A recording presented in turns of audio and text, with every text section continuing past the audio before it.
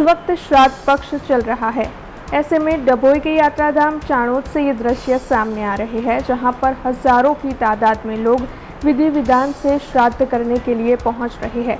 श्राद्ध पक्ष में पितृ तर्पण का काफी महत्व होता है। पितृ तर्पण, पिंडदान और श्राद्ध विधि विधान से करवाने में लोग बेहद ही मानते हैं। ऐसे में चाणोद में विधि विधान से पूजन अर्चन के लिए इस वक्त भक्त पहुंच रहे हैं। तब इस बारे में वहां के एक ब्राह्मण की ओर से ज़्यादा जानकारी दी गई है।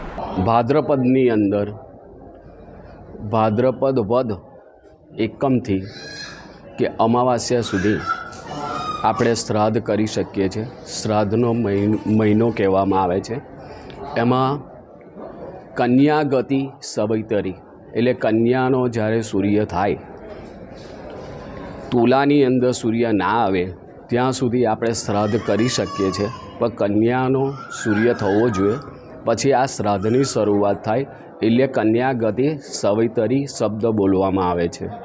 આ શ્રાદ્ધની અંદર જ્યારે કોઈપણ જીવાત્મા ગુજરી જાય છે, એના 3 વર્ષ થયા પછી આ શ્રાદ્ધ કરવાથી આ જીવાત્માને આત્માને શાંતિ મળે છે અને શ્રાદ્ધ કરવાનો અધિકાર છે।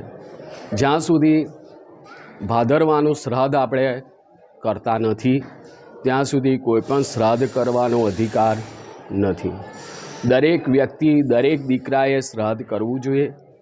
આ ભાદ્રપદની અંદર જે દીકરો શ્રાદ્ધ નથી કરતો એ શ્રાદ્ધમાં એની ઉન્નતિ થતી નથી।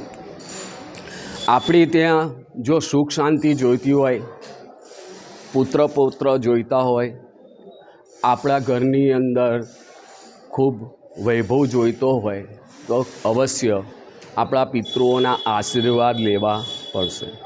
ભાદરવ વદની અંદર અવશ્ય શ્રાદ્ધ કરો। ચાણોદમાં આવી અને ઘણા બધા શ્રાદ્ધ કરાવે છે।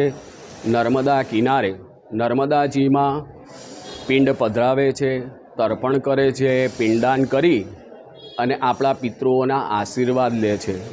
આશીર્વાદ લેવાથી આપણા ઘરની અંદર સુખ શાંતિ પ્રાપ્ત થાય છે અને આપણા પિતૃઓની સદગતિ પ્રાપ્ત થાય છે। આ પિતૃઓના આશીર્વાદ લેવા માટે ભાદ્ર વદ અમાસ सुधी आ कार्य करी सको छो। हमसे जुड़े रहने के लिए हमारे YouTube चैनल को सब्सक्राइब करें और नई वीडियो की नोटिफिकेशन के लिए बेल आइकॉन को दबाएं।